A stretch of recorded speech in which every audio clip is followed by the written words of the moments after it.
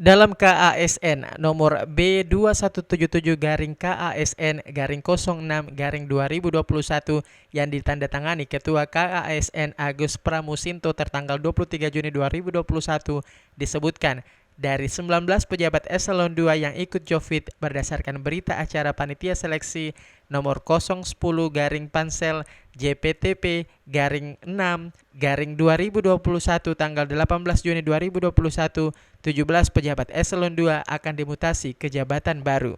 Surat ini pun kini beredar ke publik.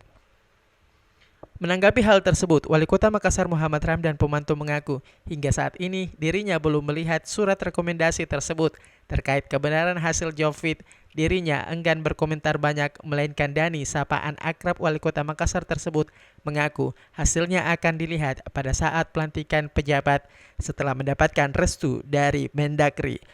Ya, sampai dari banyak beda yang edarkan beda, barangkali dari bisa dari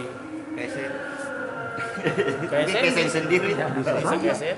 Tapi betul minta Tapi itu bagaimana? Nanti dilihat di lantik baru kita lihat betul atau tidak.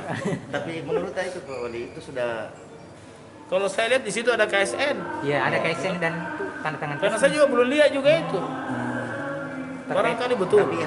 Dalam surat rekomendasi yang beredar tersebut menyebutkan 17 pejabat yang akan menempati jabatan baru yakni Irwan Adnan sebagai asisten 2, Nilma Palamba sebagai Kadis Ketenagakerjaan, Aryati Puspasari Abadi sebagai Kadis Lingkungan Hidup, Sri Susilawati sebagai Kadis Koperasi dan UMKM, Irwan Bangsawan sebagai staf ahli bidang pemerintahan, Evi Aprialti sebagai Kadis Perikanan dan Pertanian, Rusmayanti Majid sebagai asisten 3, Andi Tenri Apalallo sebagai Kadis Perpustakaan, Ahmad Hendra Hakamudin sebagai Kepala BPBD, Andi Muhammad Yasir sebagai asisten 1, Mario Said sebagai asisten 4, Andi Siswanta Atta sebagai Kepala BKP SDM, Fatur Rahim sebagai Kadis Kearsipan, Zainal Ibrahim sebagai Kabankes Bangpol, Iman Hud sebagai Kadis Perhubungan, Sitiara Kinang staf ahli, dan Andi Bukti Jufri sebagai Kepala Balitbangda. Sedangkan dua pejabat lainnya yakni Andi Hadijah Iriani tetap menjabat sebagai Kepala Bapeda